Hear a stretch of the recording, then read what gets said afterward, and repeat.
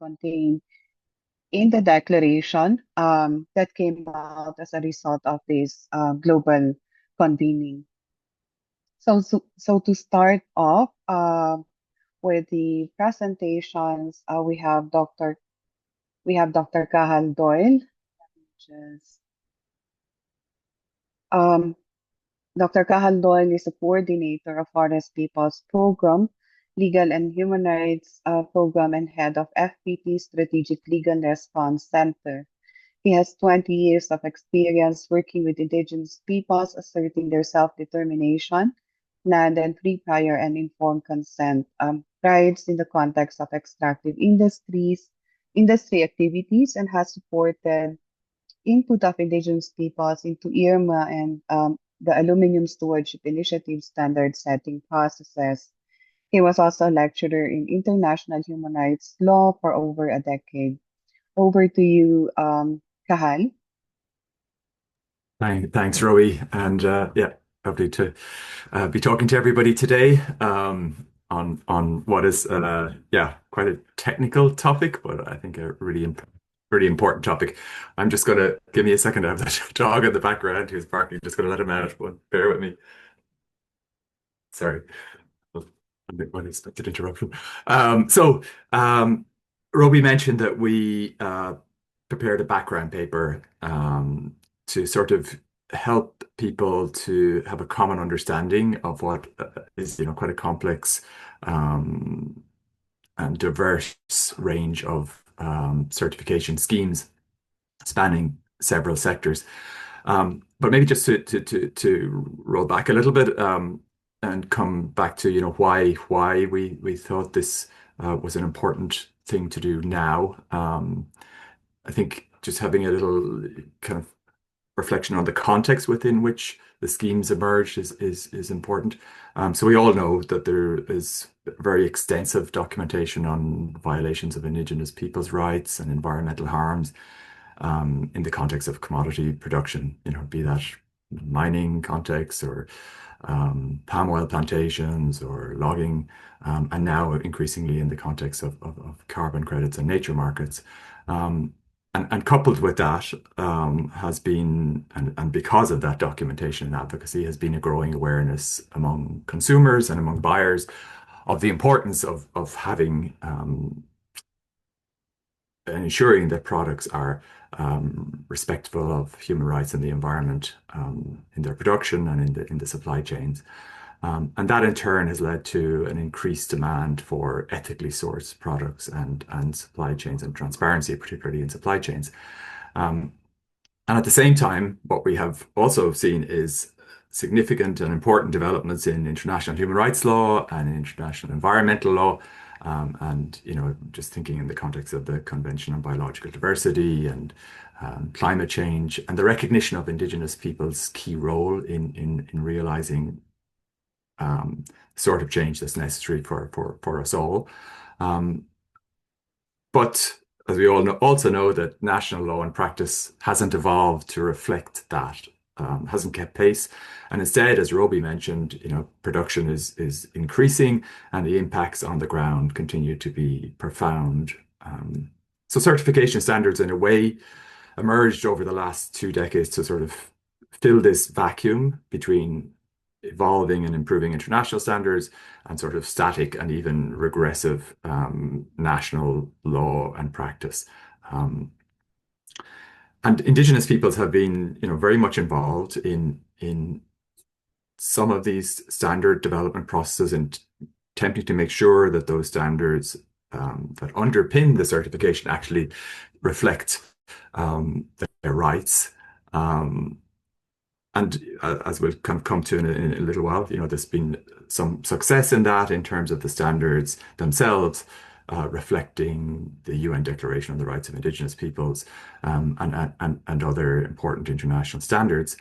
And we're talking about a period of over 2 decades now since some of these certification schemes have come into place. And there's been significant uptake by business to use these schemes to demonstrate that their products are sustainable, that their supply chains are human rights compliant and consistent with environmental law. But what we've also seen is that the practice in terms, and particularly in terms of auditing, often fails to ensure compliance with the standards that have been set out in the schemes. And there's also deficiencies in terms of Indigenous peoples' participation in governance structures of the schemes and decision making, and in the effectiveness of grievance mechanisms when things go wrong. So the convening and the background paper sort of was conceived of in that context, but also, and particularly at the moment, what we're seeing is a regression, right, in state regulation, given the kind of the geopolitical context that we have at the moment. And coupled with that is in some contexts, like in, say, in the EU Critical Mineral Act, the focus on certification as a way to demonstrate compliance with human rights and environmental due diligence responsibilities.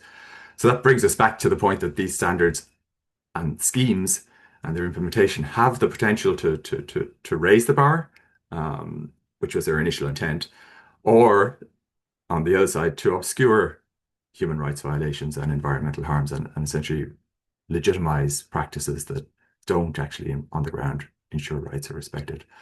Um, and what we thought would be very interesting to do is to look across all of the sectors. So not just focus on mining or palm oil or carbon credits, or forestry, as we have typically done. And there's a lot of very important work that's been done looking at each of those schemes, but to look across those schemes and see what are the sort of structural issues, what are the areas where there are problems in maybe certain sectors but not in others, and identify those sort of challenges that are faced across all of the schemes, but also the opportunities for improvement based on good practice in certain schemes.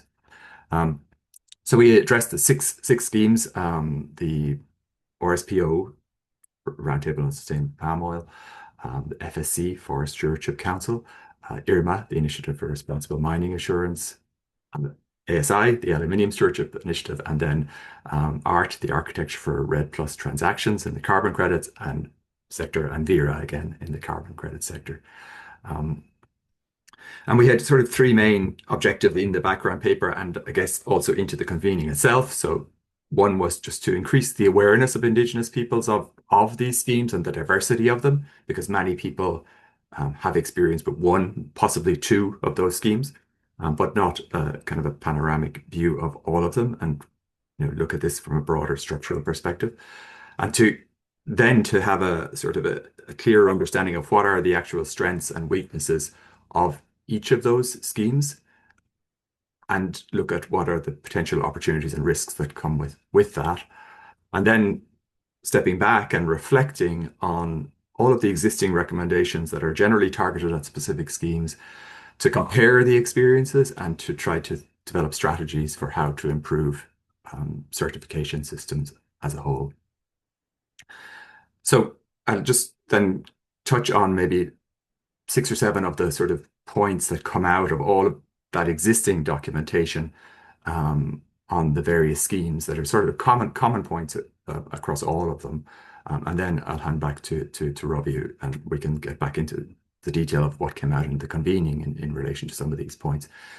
But one of the, I suppose, common and obvious points is what we have at the national level, where these schemes are ultimately, coming to ground, is a lack of recognition of Indigenous peoples' rights. And this places an increased responsibility on auditors not to rely on national law, but to address the gaps that exist between the international standards that are recognized in the certification schemes and the actual national law and practice. So that's kind of a critical kind of cross scheme observation, because there is a tendency in auditing at times to go back to the national law. Another critical observation was that auditors often lack the expertise in Indigenous people's rights and the experience to be able to actually assess impacts on those rights, and particularly, for example, in the context of free, prior, informed consent processes, but not only. But that's a kind of again a cross scheme sort of feature that we noticed.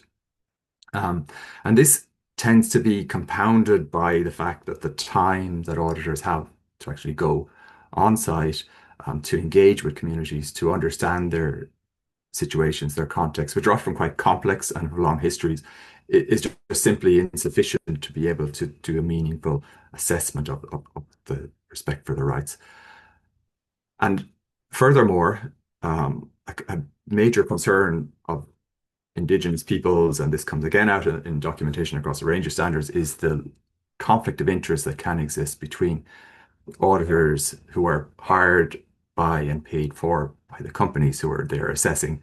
And this is sort of a structural issue that leads to a lack of trust, which is kind of critical in getting the actual auditing done in the first place.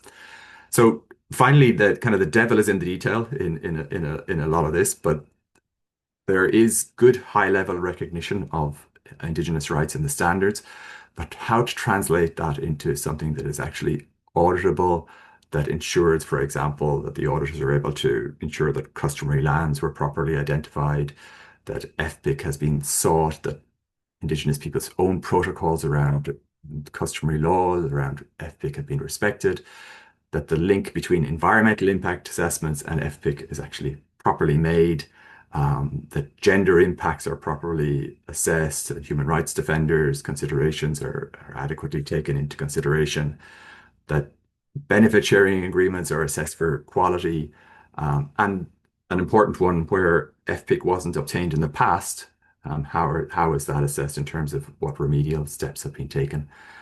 So that's sort of it. There's broader questions around then participation in the governance structures and making sure Indigenous peoples have actually a meaningful say in decision making, and the challenges of realizing that. And also then when things go wrong, how grievance mechanisms can be strengthened and what are the actual consequences for failure to comply? Because again, this is one of the things that comes out in across all the sectors where there is a failure to comply, there generally aren't very meaningful consequences. So that's all in the background paper, which we can share afterwards. But I'll pass it back to Roby there. Thanks. Thank you. Thank you for that, Kahan. And indeed, as Kahan mentioned, there are improvements or there are gains that we see in relation to the increasing the respect for Indigenous people's rights in paper in a number of commodities. Where we don't see that yet is in the renewable energy sector, where it was presented during the convening that most of those who are doing certification in that sector don't have Indigenous people's rights in their standards. But what we wanted to see is also beyond paper how this is being implemented in practice. Because no matter how strong the wordings are in relation to the performance standards on the respect for Indigenous people's rights, on the ground, as we mentioned earlier, the situation is not improving for Indigenous peoples. So this um, so this convening that was conducted last March was actually organized with a number of organizations, the Right Energy Partnership with Indigenous Peoples, the Asia Indigenous Peoples Network on Extractive Industries and Energy, Forest Peoples Program, OHCHR Bangkok, Heinrich Boll Stiftung Southeast Asia, and also with the UN Working Group on Business and Human Rights. So with us today is Dr. Pichaman Yopantong. She's a member, the Asia Pacific member of the UN Working Group on Business and Human Rights, and is also the head of research and associate professor at the Center for Future Defense and National Security of the King University. Pichaman currently leads the Responsible Business Lab and Environmental Justice and Human Rights project funded by the Australian Research Council Fellowship. I'll put um, I'll put her profile in the chat box, and we'd like to welcome Dr. Pichumon in this event to share with us her keynote message. She has also been with us in the organizing and also in the conduct of this event. Pichumon, over to you. Thank you very much for that kind introduction, Robbie. And I must apologize. I've been suffering from laryngitis, so my voice isn't fully back 100% yet. If you do have any issues with hearing me, please don't hesitate to let me know. So, on behalf of the UN Working Group on Business and Human Rights, I would like to thank the organizers really for putting this important webinar together to help disseminate the findings of the global convening that took place in Indonesia some months ago. And also, on behalf of the working group, I'm very pleased to be delivering these remarks on the importance of certification, verification, audit systems upholding the rights of Indigenous peoples. Now, as I'm delivering these remarks from Canberra, Australia, I would like to acknowledge the Ngunnawal peoples as the traditional custodians of the lands on which I speak, and pay my respects to Ngunnawal elders, past, present, and emerging, and thank them for their continuing care of country and community. As Roby has already quickly noted, the working group, of which I currently serve as the chair and Asia Pacific member is comprised of 5 independent experts representing different regions of the world. We are part of a fact-finding and monitoring mechanism of the UN Human Rights Council, holding the mandate from states to promote, disseminate, and implement the UN guiding principles on business and human rights. Unanimously endorsed in 2011 by the Council, these guiding principles set out the duty of states to protect human rights, the responsibility of all businesses to respect human rights, and the need to ensure access to effective remedies by victims when harm occurs. For over a decade now, the working group has been developing a variety of guidance on how the guiding principles can be implemented by states and businesses across various sectors and in many parts of the world. In our work, we've done thematic reports to the UN Human Rights Council and General Assembly, as well as country visit reports and information notes, among other knowledge products. But admittedly, one topic that we are yet to produce specific guidance on is how the guiding principles apply to certification, verification, and audit systems. And the point here to note is that they do. The guiding principles do apply to certification, verification, audit systems. Considering the complaints and allegations of human rights abuses that the working group has received in relation to these systems, I'm glad that this event, along with the global convening, really marks the working group's own commitment to looking even more closely at this topic and to working with all stakeholders, particularly Indigenous peoples, to enhance understanding of how certification, verification, and audit systems can uphold the rights of Indigenous peoples everywhere. I've been asked to reflect on the key takeaways from the global convening in my remarks, and so I'd like to share 4 key points. The first is that certification, verification, and audit systems must be more than checkboxes on a compliance form. A recurring concern heard at the global convening from Indigenous representatives whose communities have been affected by certified projects in the forest sector, for instance, is the tendency for these systems to focus on a project's technical compliance and not enough on conducting human rights due diligence, or HRDD. It was also noted that this issue stems in part from the fact that certification schemes often lack Indigenous peoples' involvement in their governance, monitoring, and enforcement.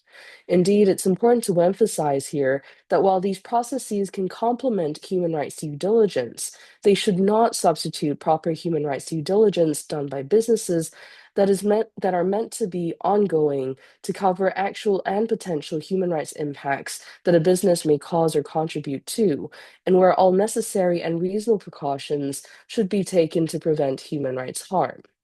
Businesses using certification, verification, or audit services should therefore ensure that they are also assessing the quality, reliability, and scope of these systems, and that they are not simply trying to outsource their human rights responsibilities. Second, these systems need to establish effective operational level grievance mechanisms in order to generate outcomes that respect Indigenous peoples' rights through ensuring access to effective remedies by affected peoples and communities. It goes without saying that certification, verification, audit bodies are not a substitute for grievance mechanisms either. such that if a certification or audit fails to detect harm, affected communities must still have the ability to access effective remedies, including through both judicial and non-judicial pathways. It is also the case that a certification, verification, and audit scheme should also address its own human rights impacts by incorporating grievance mechanisms into its own internal processes. And these mechanisms need to likewise be legitimate, accessible, and effective, and consists in alignment with the guiding principles, Principle 31, on the effectiveness criteria for such mechanisms.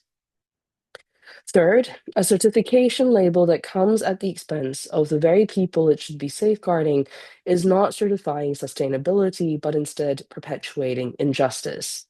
Certification, verification, and audit systems must recognize that respecting Indigenous rights is not an optional add-on, but is in fact foundational to their work. Outcomes from the global convening made it abundantly clear that in addition to Indigenous peoples' rights, free, prior, and informed consent, or FPIC, and Indigenous knowledge must be at the core of any certification, verification, and auditing process for projects that have a potential or actual human rights impacts on Indigenous communities. Central to this are transparent and independent verification and auditing processes that allow for Indigenous participation and which can confirm whether community rights and agreements are being upheld in practice and not just on paper.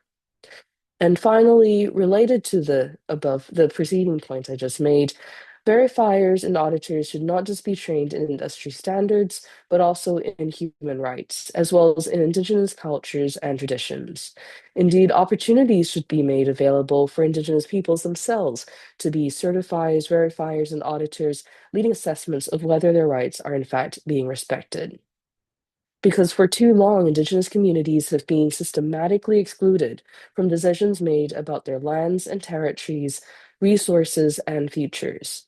In contravention of the United Nations Declaration on the Rights of Indigenous Peoples and the guiding principles, we continue to witness business-related abuses of Indigenous peoples' rights, in particular their right to FPIC, often in areas where businesses are claiming to operate sustainably. This must end, and certification, verification, and audit systems are positioned to champion this change and drive the creation of schemes that respect Indigenous peoples as equal partners. At the same time, resourcing and support also needs to be made available alongside knowledge transfers to Indigenous peoples so that their capacity to engage with these schemes and to develop their leadership in the space are being nurtured as well. Certifications need to stand for more than just good intentions. By embedding Indigenous peoples' rights into these systems, certification, verification, and auditing processes can contribute to advancing the implementation of the guiding principles and, crucially, to ensuring that Indigenous peoples are treated not as stakeholders on the sidelines, but as rights holders at the center. So thank you again, and I very much look forward to seeing this work continue to develop and how it can generate positive outcomes in enhancing both corporate human rights responsibility as well as Indigenous peoples' rights. With that, I hand it back over to you, Roby, and thank you again for having the working group be part of this important exchange. Thank you. Thank you for that, Pitchman, for highlighting your key takeaways, no, from the convening and the key points that you pointed out in relation to the need for free, prior, and informed consent, and also an accessible and effective grievance mechanism that goes beyond the certification systems, but also um, an effective mechanism within businesses and also judicial and non-judicial systems. Now we go to the presentation of the key findings, and we have here two speakers who will share the key findings from the convening. They were part of the convening last March. No? June Rubies is a Bidayu scholar from Sarawak, Malaysia, and Borneo, working the intersection of environmental governance, conservation, and indigenous rights. She's a research fellow at Macquarie University and supports Jaringan Orang Asal Se Malaysia, the Indigenous Peoples Network of Malaysia, to sustain grassroots advocacy for the past decades. and through a small family foundation, building initiatives in Indigenous heritage, supporting cultural revitalization in her home territories, Bao, and elsewhere. And the second speaker is Norman Jiwan, an indigenous Karambay Dawak from West Kalimantan, Indonesia. He is a long-term social justice advocate with a deep experience of the palm oil sector. From 2004 until 2012, he worked for the Indonesian NGO Sawit Watch, where he acted as Director of Research and Advocacy and represented the NGO in several working groups and task force linked to the Roundtable Sustainable Palm Oil. I'll be pasting their full profile in the chat box. June and Norman, over to you to present the key findings. Thank you so June? much, Robbie. Yeah. Thank you. Hi, everyone. Thank you so much, Kathal and Pichaman, for really setting the scene for us. I believe Richard is managing the presentation, so onwards to you, Richard. Is it me? I don't know. Oh, okay. Pichaman, I just wanted to say thank you. It was lovely to hear the land acknowledgement, so I must do mine. I'd like to pay respects to the traditional owners of the Awabako and Woromai peoples. I'm in the city of Newcastle right now, and I pay my respects to the elders past and present. Could I have the next slide, please? So Pichaman and Kathal, they really set the scene nicely, where we understand that despite the progressive reformist language that we see, but as Robbie pointed out, not exactly yet at the renewable energy areas, many certificate schemes still continue to, they fail to recognize a lot of the issues that we've talked about. But for my intervention today, I'd like to talk more on um, how can we treat Indigenous self-determination more of a foundation and than a technical hurdle to get over. So what would it take, for example, for certification to support and not undermine our ways of life? Could I have the next slide, please? I would like to speak from my experience in Malaysia and Borneo, where certification schemes are not abstract policy tools. They are lived realities that shape land, livelihoods, and power. So, from palm oil to timber, these schemes have been deeply embedded in our political, ecological, and economic landscapes. And I want to take an example of our national sustainable palm oil scheme. On paper, it appears progressive. It references indigenous land rights, mandates free, prior, informed consent, and outlines procedures for grievance mechanisms and cultural protection. But in practice, implementation is patchy and opaque. Most indigenous smallholders, especially Dayak communities, do not hold formal land titles despite the partial recognition of native customary rights in my state of Sarawak. Our territories are mapped through memory, seasonal use, and kinship, not through GPS points or colonial land codes. Yet both MSPO and the EU deforestation regulation demand formal proof of ownership and full traceability right down to the plot. And this creates an impossible situation. Indigenous smallholders without the financial or technical means to comply are excluded from premium markets, even though our small-scale agroforestry systems are often more ecologically sustainable than industrial plantations. There's a deep contradiction here. Certification, which is meant to reward sustainability, ends up penalizing those who have been practicing it for generations. Now, I'd like to talk about the Malaysian Timber Certification Scheme. It raises similar concerns. It claims alignment with Indigenous rights, but in cases like the Samling, which is a logging company, there was a dispute in the bottom in northern Sarawak where communities reported the absence of FPIC. And when challenged, the company filed a slap suit against the local NGO, Save Rivers. This shows that certification, when not backed by strong grievance mechanisms, can I have the next slide, please? And Indigenous governance becomes complicit. It validates extraction, it obscures conflict, and it can be used to silence resistance. So MSPO is mandatory in Malaysia, yet EU still refuses to recognize it under the EUDR. While often framed as a geopolitical standoff, the core issue here is structural. National schemes or even international schemes, they rarely align with international human rights instruments like the UNDRIP, despite claiming to respect Indigenous rights. So this reveals a deeper tension, not just between the global north and south, but between state-centric governance models and indigenous legal orders that exist alongside and outside and often in contest with the state.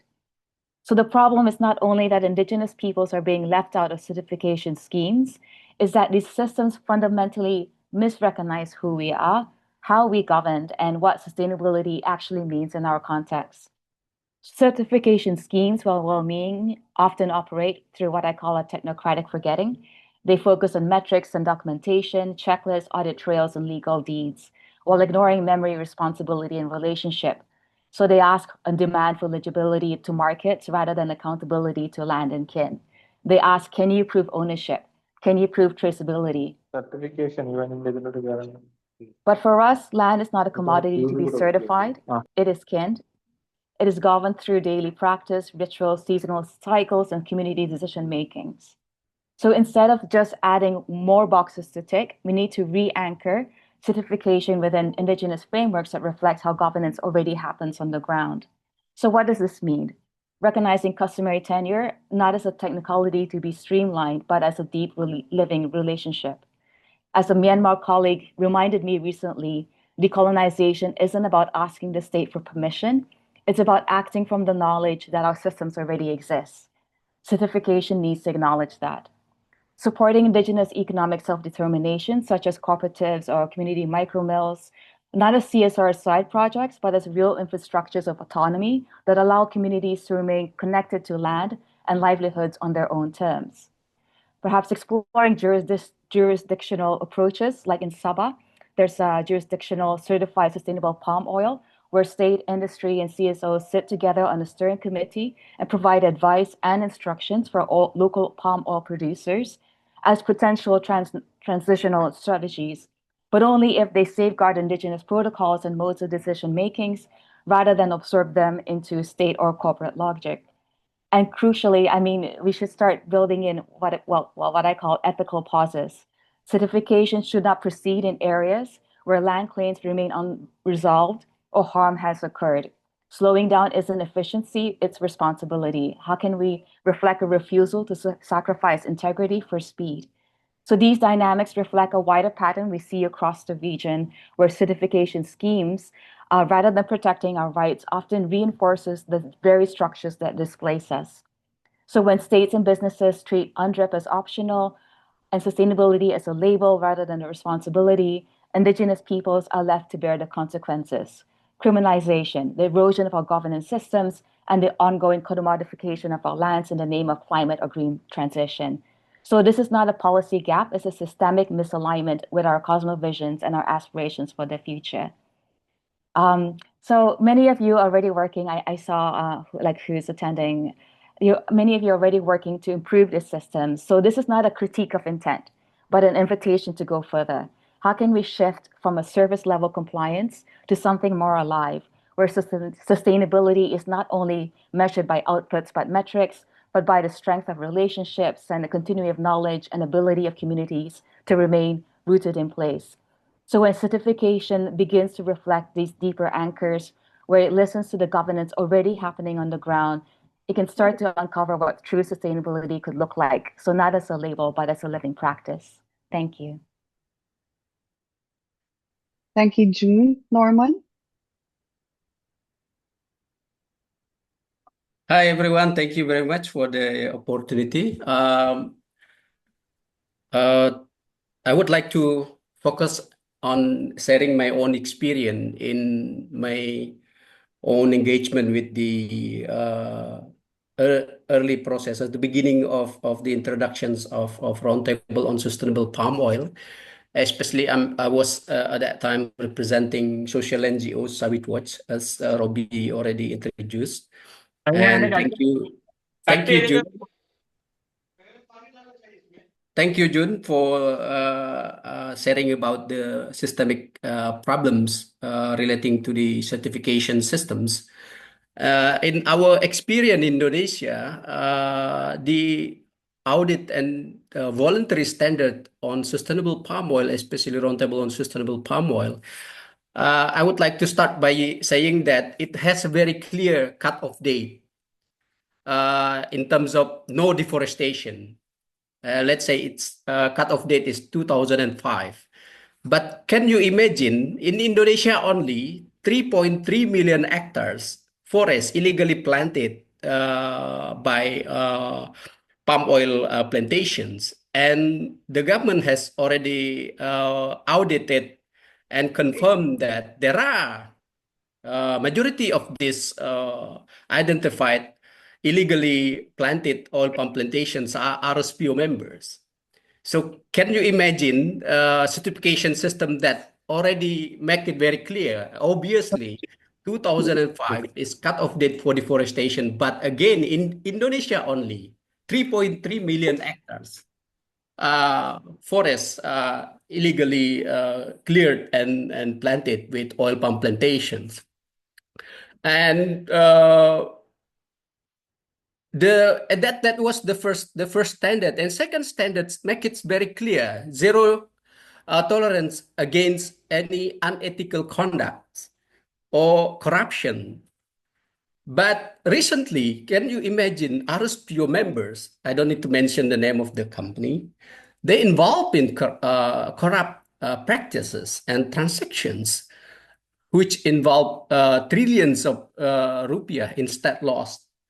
But that has nothing to do. RSPO standards require ethical standards in transactions and business activities, and certification and audits and everything relevant to that. But the standard itself, if you look at pay attention to that specific case on corruption, it has nothing to do to stop the certification that the company hold or the company obtained from RSPO.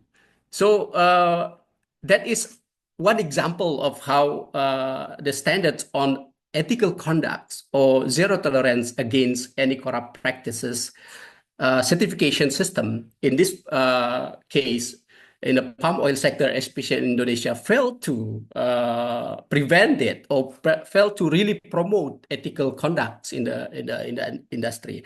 And then the third element that I would like to raise from my own experience is the 2013 RSPO International Voluntary Standards introduced and adopt UN guiding principles or respect human rights for the new standards, new criterion for the RSPO standards. But could you imagine if this respect for human rights standards or UN guiding principle, let's say if we are talking about effective operational grievance mechanism is really putting in place and working effectively, remedy for human right abuses in the past related to land rights or customary land rights of indigenous people or violations of pre-prior and informed consent, meaning there will be land restitutions if we are talking about sustainable palm oil as a standards, but that's not happening, meaning that there is a very massive and serious gaps in terms of what stated on paper is not really being audited against, because maybe this is I agree with the systemic problems with the capacity of auditors don't really understand how human rights and pre-prior and informed consent is required when it is implemented. And my last point from my own experience is how certification body and the auditors were acting not as an independent auditors or third-party independent auditors, but they acted as if they were consultant for the company that advised, they defending the companies instead of improving the practices and contributing to certification systems that really respects human rights, respect pre-prior and informed consent, and comply with legal requirements. Let's say the 3.3 million hectares of oil palm plantations illegally planted in forest area. If we are talking about Indonesian legal framework, they are illegal, but those 3.3 million hectares are including RSPO members. So that is my reflections from sustainable palm oil. I'm not going to share our Indonesian sustainable palm oil context, that standard is far beyond low compared to RSPO International Voluntary best practice. That is my very quick sharing based on experience, 8 years with the RSPO standard setting process and certification process. Thank you very much.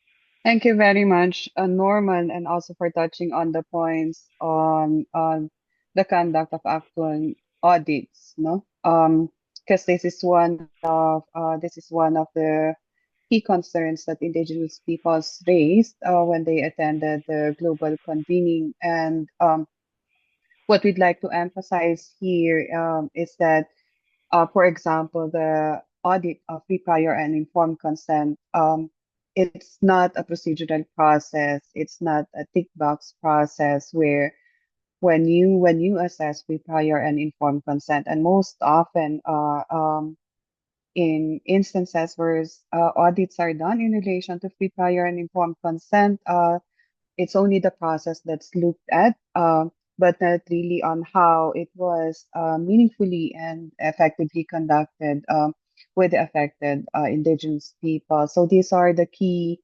points that came out from the convening in terms of the concerns in relation to the actual audit. The full text of the declaration, which contains the key findings and the recommendations, are shared in the chat box. So now, with these key findings, the participants from the global convening also developed recommendations, no? Because as June said, this is not just to critique, but also to help improve a system to ensure that within certification schemes and relevant audit systems, Indigenous people's rights are respected, and certification schemes can play a role in really improving business practices properly, and audit findings are really enforced and helps shape or improve business practices in relation to Indigenous peoples. So now to share the recommendations, we have Prabi Shakya, who is the co-convener of the Asia Indigenous Peoples Network on Extractive Industries and Energy, APNI, that currently works in 8 countries in Asia, and also the founder director of the Community Empowerment and Social Justice Network in Nepal. He is a human rights activist from Nepal's Indigenous Network community. Praveen, over to you. Yeah, thank you, Roby, and uh, glad that all of us, a lot of us have joined this webinar, and thanks to all of you on behalf of APNI for joining this webinar. I think a lot has already been shared about the global convening and declaration that has come out of it. So I'll kind of try to be brief about it and try to kind of put all of it together in simple languages so that we are all on the same page. I hope you can see my screen. So as already shared earlier, the global convening on certification schemes and associated auditing systems impacting Indigenous people's rights took place in Jakarta, in Indonesia on 10 to 12 March 2025, whereby 32 members of Indigenous peoples from 13 countries across the world deliberated on different schemes that certify commodities for international markets, including minerals and metals, palm oil, wood, pulp and paper, carbon and biodiversity credits, renewable energy, as well as aquaculture products. No? So all of these different commodities were discussed. As noted, I have kind of quoted 3 key points from the preambular declaration, preambular paragraphs of the declaration, and this has also come out earlier in from other speakers that it has been noted that over the past 3 decades, many of us as indigenous people's representatives or defenders have actively engaged with various certification schemes to try to present adverse impacts by putting in place strong safeguards for the rights of our peoples. And as already noted again, that there have been important gains with some of these schemes now embedding respect for our rights.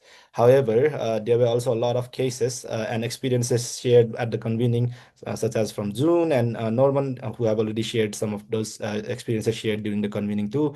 It was abundantly clear that in an overwhelming number of cases, the certification schemes have not resulted in processes that guarantee respect for our rights in practice. Um, the declaration further notes that we are concerned that many certification schemes, including new schemes emerging in response to the call for a green transition, have evolved into market and profit-driven businesses promoting false climate solutions that commodify our lands and resources in contradiction with our worldviews. No, there was a lot of discussion about greenwashing, capitalism, and how these schemes have become part of have even some of these schemes have even become part of those. And the declaration in the final preambular paragraphs noted that true recognition of our rights as indigenous peoples must go beyond participation in market mechanisms, which are often which are often these schemes too. So true recognition must go beyond participation in market mechanisms that respect and should respect indigenous sovereignty and land tenure security and FPIC in all decisions that impact us. We seek models that center indigenous-led frameworks, ensuring that any process affecting our lands and livelihoods is accountable to us. No, so these are based on these, let's say, these and similar preamble paragraphs. We have made a list of recommendations first to states, and these are the key recommendations to states from the declaration. The first, of course, is that since many states still do not have laws aligning with UNDRIP, the first and foremost recommendation is that states should align their laws with UN Declaration on the Rights of Indigenous Peoples. Then, secondly, states should mandate human rights due diligence from businesses so that the companies are required to conduct rigorous due diligence beyond certification compliance, as already noted by Dr. Pichamon earlier. Thirdly, states should enforce FPIC universally, and respect existing FPIC protocols of indigenous peoples where they have already developed those. Fourthly, states should provide accountability and remedies to hold businesses liable for violations, including clarifying legal responsibilities of certification schemes in such human rights harms by businesses. Yeah. And fifth and final recommendation to states is to support indigenous peoples-led solutions by recognizing and funding these initiatives from indigenous peoples in impact assessments, renewable energy, as well as conservation, no, for a just transition.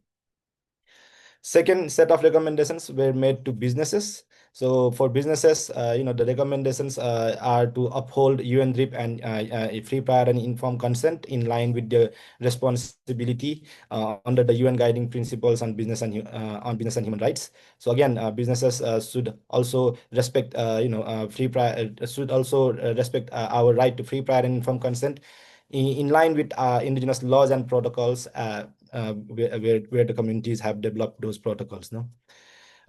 Secondly, businesses beyond these certification schemes should conduct their own effective human rights due diligence throughout their supply chains, and also require suppliers to be certified through independent and transparent audit processes.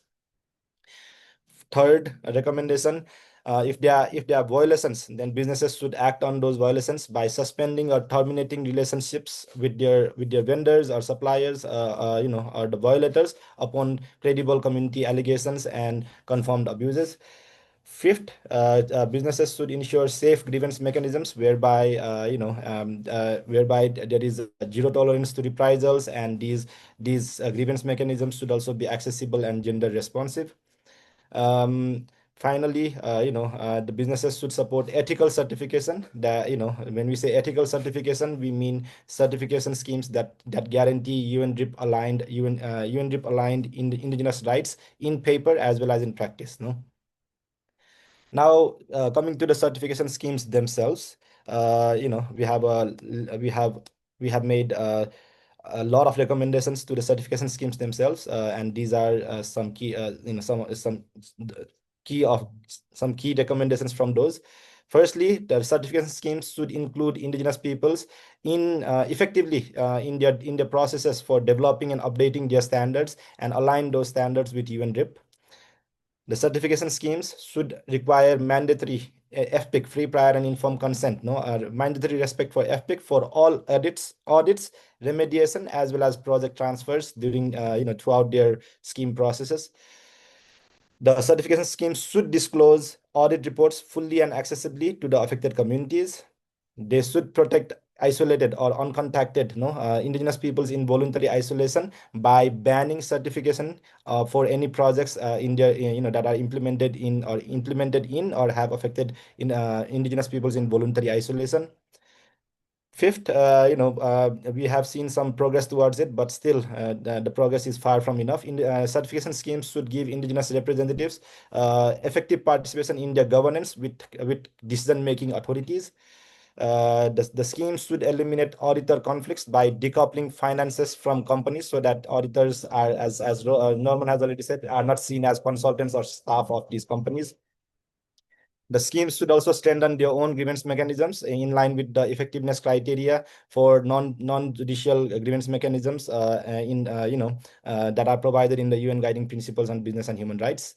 And the schemes should suspend certification, if there are complaints, complaints about the effectiveness or the allegations about the non-effectiveness of the certification, and require FPIC even for exit by the companies from the certification process. They should have process whereby they can conduct unannounced audits and rotate audit teams regularly to ensure the auditors are independent. And on a more practical level, they should train auditors on indigenous rights and FPIC requirements, preferably from indigenous experts themselves. And hire indigenous experts in scheme administration and audits too is another thing that we would like certification schemes to do. Finally, to certification bodies or validation and verification bodies that oversee or that basically train the auditors. The recommendations to them, the first key recommendation to them is to train auditors on indigenous people's rights and human rights standards. These bodies should also obtain FPIC from affected indigenous communities before audits and following their protocols. So besides the schemes, the bodies should also be responsible. These certification bodies should protect complainants and communities from reprisals during audits, and they should conduct peer reviews with indigenous rights experts and oversight bodies are the four key recommendations to these bodies. Finally, second to the last are the recommendations to NGOs and CSOs, because often the certification schemes get their credibility with the participation of these NGOs and CSOs. So we recommend based on our discussion at the convening, such NGOs and CSOs to engage only with the certification schemes that respect indigenous people's rights in paper as well as in practice. So those schemes that have diluted indigenous people's rights or have not effectively respected indigenous rights in implementation of certification schemes should be boycotted by NGOs and CSOs is the call. In other words, the NGOs and CSOs should also promote meaningful indigenous people's participation in all scheme activities and should only support certified projects that fully uphold indigenous people's rights. And they should leverage multi-stakeholder platforms to also advocate for indigenous people's rights with investors and buyers rather than just be a stamp participation. And finally, this is the second to the last. Sorry, Robbie, just two more slides. To the UN human rights mechanisms, such as the Working Group on Business and Human Rights, we are also calling on to strengthen their monitoring of these audit certification schemes, as well as the conduct of the auditors in compliance with the UN Guiding Principles on Business and Human Rights and other human rights standards. We are recommending the mechanisms to recommend improvements to the recommend improvements in these schemes to strengthen indigenous rights protection, and also facilitate mediation when disputes occur or when complaints are submitted within affected communities, companies, and certifiers. Certification schemes. And I think this is one of the key bodies that we are focusing also in the follow-up to this declaration. The investors and financial institutions for the businesses that are part of these certification schemes should follow these recommendations, and I cannot highlight these enough. Firstly, the investors and those financial institutions should map and disclose all of their investments in impacting indigenous peoples, including the certification status of their investments, any grievance that are active in those investments, and if also check the human rights due diligence that have been conducted. They should require a verified FPIC for all the investments affecting indigenous communities, and the investors and financial institutions, thirdly and more very importantly, should conduct their own comprehensive human rights due diligence by verifying certification processes if they meet international standards, and even prevent use of certification for greenwashing. No? And finally, we are also calling on the investors and certification schemes to follow community-led decisions on divestment from violators, and for responsible exit practices, as well as put in place alternative corrective actions when rights occur. Those are all, I think. Yeah. We have also called on, sorry, one last slide. We have also called on the investors to trade only certified commodities, and conduct independent verification of certification compliance, and take immediate action on violations by suspending investments when there are credible complaints. No. To read the full declaration, you can scan this QR code, and you can also see the background paper and press statement that we have made on the declaration here. Thank you for your attention. We can talk more about the declaration in the following discussion. Thank you, Praveen, for sharing the recommendations coming from the convening. And as you can see, um, the recommendations that came out from the convening is not only addressing certification schemes and relevant audit systems, but also to states, businesses, and UN agencies and other actors, even non-government organizations, because there was an example shared where a non-government organization involved in the certification is also part of the violations that are being committed to indigenous peoples on the ground in relation to a carbon credit scheme. So thank you for that, Praveen. And now we open up the floor for questions and also sharing from the participants in this virtual meeting on how you think these recommendations can be moved forward within your institutions and organizations. We've also prepared a Mentimeter where people can share their responses in writing. My colleague will be sharing the Mentimeter link in the chat box.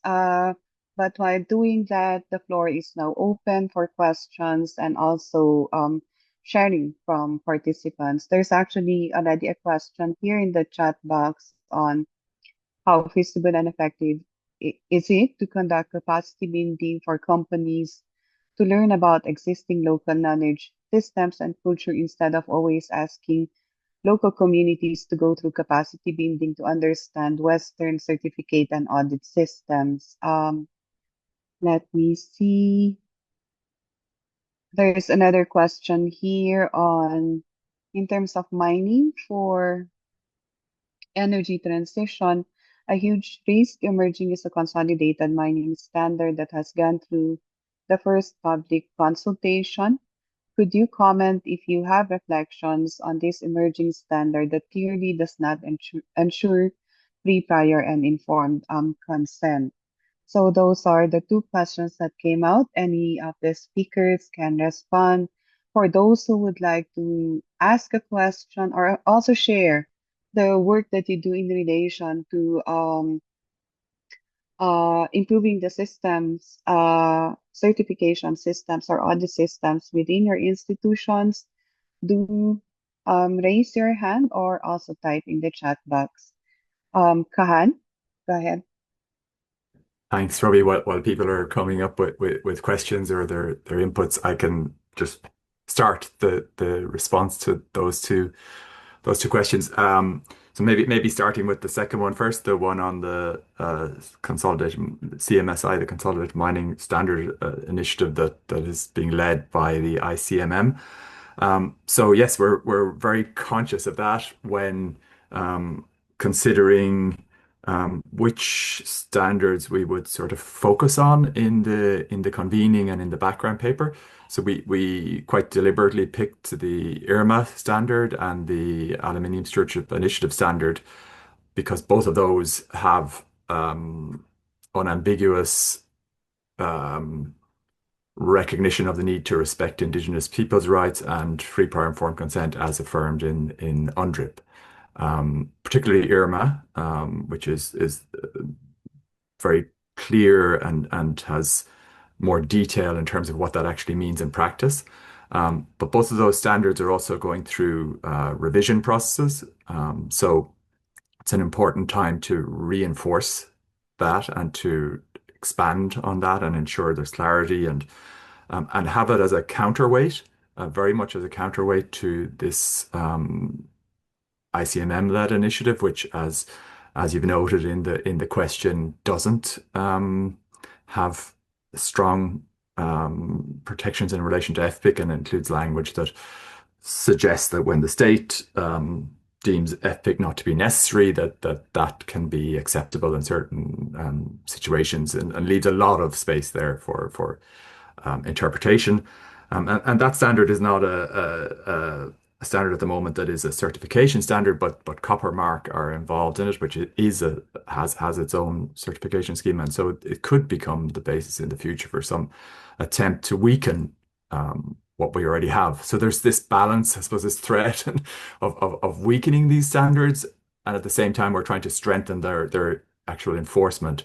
Yeah, I see Pravin might have something to add on that, but we very much had that in mind and see this as an effort to try to raise the bar across all standards and to use where there is some good practice to use that as the minimum standard, as it says in the Declaration on the Rights of Indigenous People. So there's no excuse for not following the standard. There's no need for a new standard that lowers that threshold. So on that point, and then it's quickly on the second point, I think that's a very interesting point about the onus shouldn't be on communities to have to understand these complex and technical and diverse and multiple schemes, but rather the auditors and those in the schemes to understand the rights and realities of Indigenous peoples. And there's a series of, Pravin covered some of those in the declaration, a series of recommendations in relation to including Indigenous peoples in audit teams, encouraging and ensuring that the right people are actually becoming auditors, as well as training them, ensuring exposure to Indigenous peoples realities. But this is a kind of a conversation that we've started with all the schemes, and we had initial conversations where we're learning about their schemes, and now we go back after this process and engage with each scheme and start to tease through some of these questions. And that will be a very important one, how to make sure that auditors actually understand and learn, and the onus is on them, not on the communities. So I think it's a very good point. I'll stop there. Praveen, Yeah, and then Joji. yeah, and I'll just talk about the important development that Evelyn has raised, and thanks Evelyn for raising about this. And we've also discussed about this in our bilateral conversations.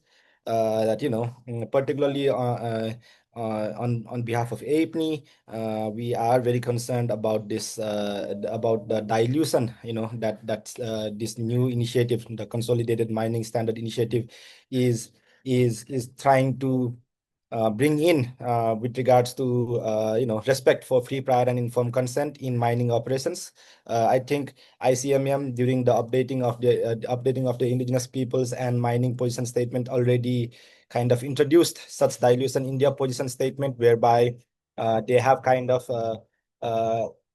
they have kind of overridden, our right to self-determination expressed through our free, prior, and informed consent for mining projects affecting us, by allowing, or by including in the statement that companies can still operate where differences persist. No, even though where differences persist. Yeah, while not requiring a strong, while not including a strong requirement to obtain free, prior, and informed consent. No, and I think CMSI is definitely building on that. As Kahal has already touched upon, we have already, in terms of standards, we had already kind of put in a lot of efforts to raise the bar very high, for initiatives such as the IRMA, whereby Robi herself was very closely engaged. However, I think with this new kind of standard CMSI, they are kind of again trying to bring the bar really low and down. That is why APNI, after our initial engagement with the CMSI, have explicitly rejected engaging with them until they align their requirements for free, prior, and informed consent in the standards, at least in line, to the existing standards, and to the UN Declaration on the Rights of Indigenous Peoples. No, I think they are in the second round of their consultation, where they are particularly focusing on governance. But our stance still remains that until the standards on the free, prior, and informed consent is raised higher, whereby it becomes mandatory for companies to obtain free, prior, and informed consent, and they cannot override it in the name of existing community differences.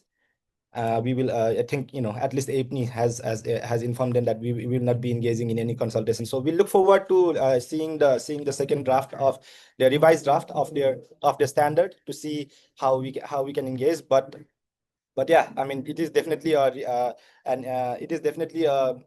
of a hanging sword on the dilution of FPIC standards in these kind of certification schemes. No, and I think we should all be cautious about it. Same position that the Right Energy partnership with Indigenous peoples has in relation to CMSI. Joji, over to you. Thanks very much. I attended this meeting because I wanted to be educated about all of these certification schemes, having not actually engaged in any of them in the past. Therefore, I want to raise a question about the structural problem that has been mentioned, because it would appear that structurally, the certification schemes are really meant to service corporations and to, in fact, to violate rights. They're there in order to create this obfuscation and seeming action by these corporations, but in fact, their very purpose are the opposite, right? It's indeed to take over land and to create these human rights violations. So in the discussions during the convening, was there a discussion about not actually participating in these certification schemes? Because a lot of the proposals are really reforms towards a failed approach. Sorry, this is the way I see it, having listened. Therefore, for example, because in duty bearers and mandate holders, as well as indigenous peoples, we're the ones who have the right to self-determination, right? Therefore, we also have the right to say that our territories are no-go zones. One, because governments have not respected our land rights, and then that and that they have become then complicit because of lack of regulation of corporations, or because of clear non-compliance with any standards. Therefore, there is already a clear baseline saying that these certification schemes have been violators or usurpers of rights, in fact. Therefore, the non participation, for example, stating that this is a no-go zone for business, which is a requirement for them to negotiate. Because if you say you're in a no-go zone, clearly there is no FPIC unless there is good faith negotiations. Because once you're entered into these schemes, then they take up all our energies. I'm sorry, I know that I'm saying something that in a way is because of having come from non-involvement. But having looked at the mining industry over the extractive industries over a long period, during the discussion in the sustainable development, there was really a statement that we should be able to say that these are no-go zones. And I think this was brought up also by June or by some other speakers. But was that option also explored? I just want to be further informed. Thanks very much. Thank you, Georgie. There was indeed a discussion, no, for us who've been engaging in these processes for some time now. We actually had a discussion on because the engagement of indigenous peoples is in different levels, as I mentioned, no? Some in governance, some in standard settings, such as in development of performance standards. Some in indigenous peoples forum that were set up in these mechanisms, no? And one of the discussions that we had during the convening was also a regular assessment of our engagement in these different mechanisms and see if we are just being used as standards or if our engagement is not any more meaningful and effective. Because there was one instance where we actually disengaged from the process because we already saw that it's not already providing a meaningful engagement for us as indigenous peoples in terms of influencing beyond the standards of the certification schemes. But again, those who were involved in that convening were involved in different levels and also in different commodities. So the strategy to move forward with the engagement or disengage is left with those who are engaging in those different commodities and schemes. I give it to Norman, Praveen, and Kahal, but I'd also like to flag the question here in the chat box on audit systems were indeed designed to serve external actors, like Georgie is saying. If this is the case, for the very purpose and structure of audits were never built to recognize or center indigenous rights, then how can those rights be meaningfully embedded? Is it enough to localize indicators and provide the results to communities? So Norman, Praveen, and Kahad and Pichamon, please feel free to also come in. And June. Norman?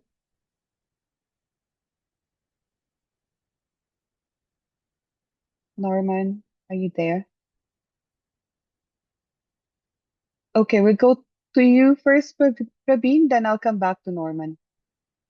Yeah, I mean, I think Joji raised the points that that was in the back of a lot of that was in the back of the head of a lot of us, no, Joji. I mean, and as Roby already said, we were engaging in some of the processes. We had to disengage, no.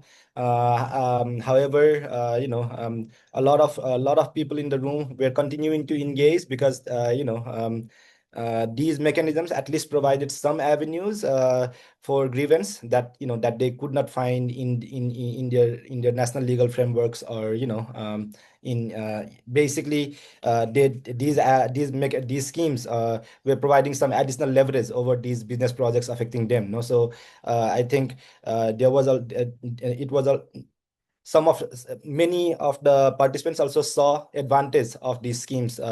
While I cannot agree more that by engaging in these schemes, we are just adding credibility to them. No, so that is one. So hence, one of the key points that I also flagged from the declaration is that true recognition of our rights should go beyond participation in these market-based approaches.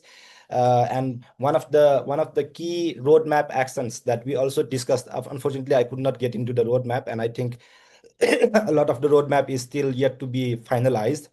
One of the key roadmap actions that we discussed among indigenous peoples is to continue sharing our experiences, sharing our strategies, engaging with these mechanisms, and to improve our engagements in these mechanisms. That's first. But at the same time, to also develop our own framework, as we also noted in the declaration, that true recognition should center indigenous-led frameworks.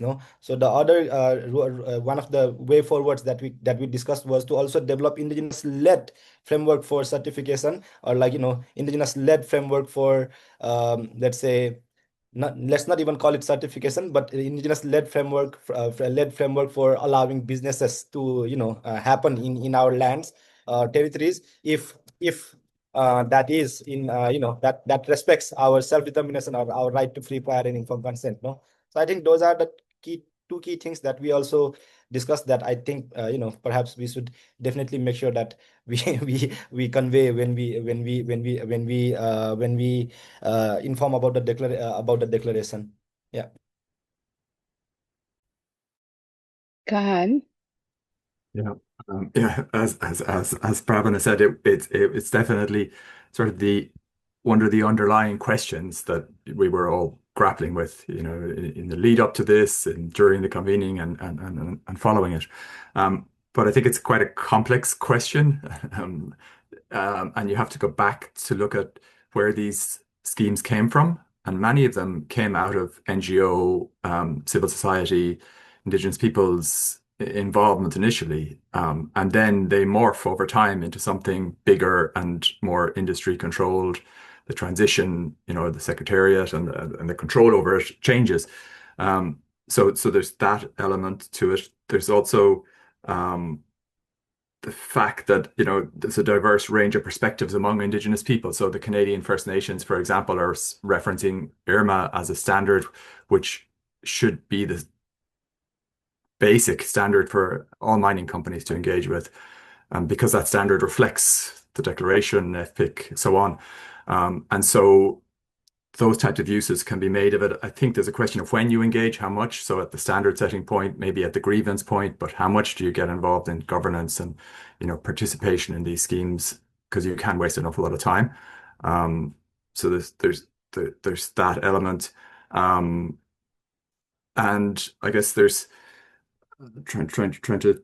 There's another thought that I had about this, but it's.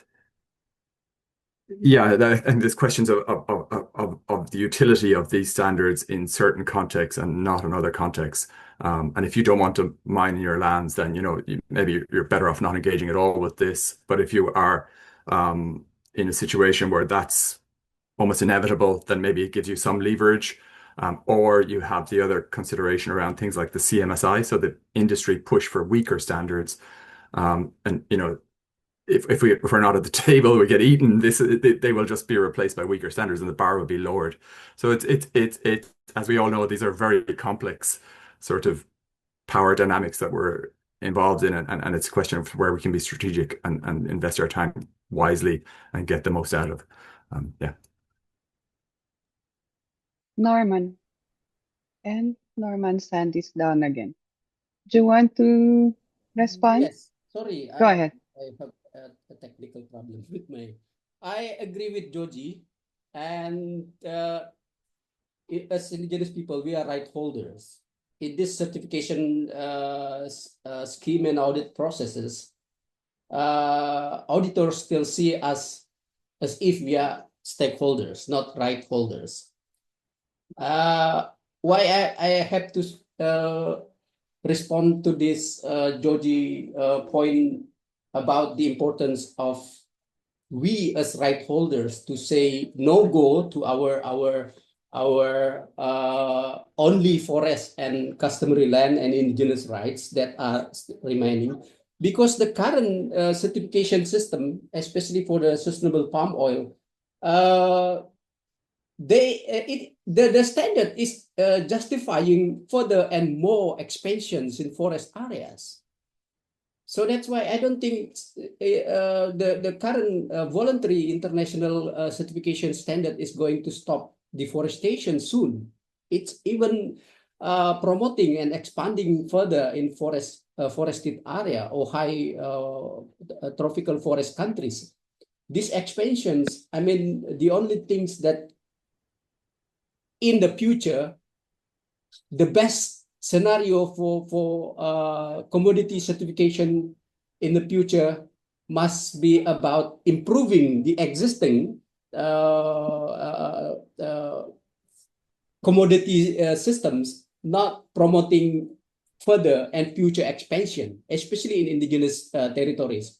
So I don't think the current audit and certification system that allow for expansions in the name of we already obtained FPIC, for example, but that's manipulated FPIC is not acceptable. So that's why I think as long as the certification system still allows deforestations, it's not a sustainable scheme. Thank you. Thank you, Norman.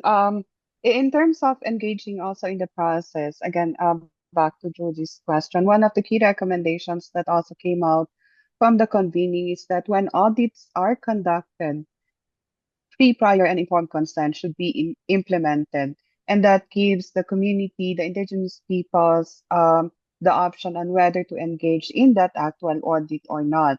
But also the recommendation came out also on the recognition of indigenous peoples-led audits, indigenous peoples-led impact assessments to also be recognized. Because why do we have to always be tied up to these systems, the multi-stakeholder certification systems, when we also have our own indicators and our own procedures of really looking at impacts of this project. So these are the key recommendations that came out.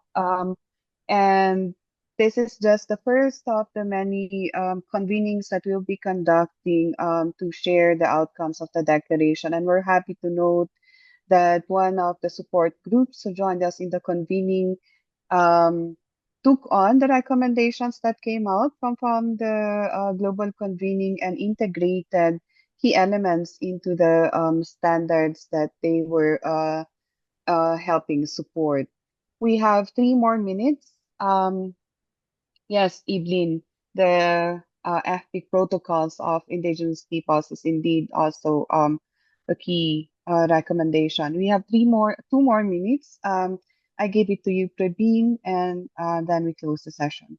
Yeah, I'll take just one. On the further steps from this declaration after the global convening, while we are doing these webinars to disseminate the declaration and the experiences from the discussed during the declaration that came out from the convening and the experiences that were discussed during the convening, we would also like to let all of you know that we are planning for sessions during the Regional Forum on Business and Human Rights, Asia Pacific Responsible Business and Human Rights Forum, as well as the UN Forum on Business and Human Rights on this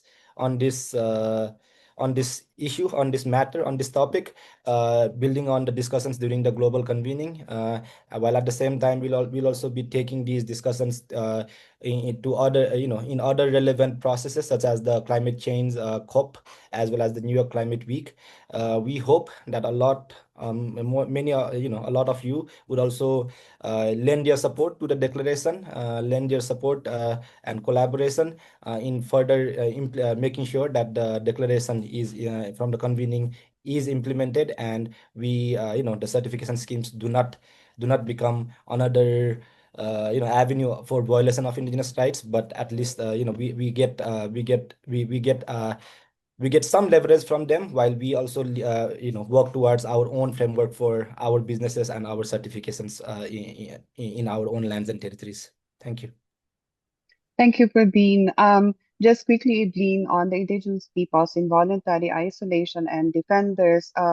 Our recommendation there is that there should be no audits, no certifications done in areas identified in areas where it's identified that it's inhabited by indigenous peoples in voluntary isolation. No further contact, no activity should be conducted. And on defenders, we've been recommending the zero tolerance for reprisals and protection mechanisms should be in place, not only within certification systems, but also businesses, investors, financial institutions, and states to have that protection mechanism to protect human rights defenders who are facing reprisals as a result of either the certification or the project that's being implemented in their territory. So that's the that's the quick response, Evelyn, but we can discuss further. But again, as Paveen mentioned, we're also planning in-person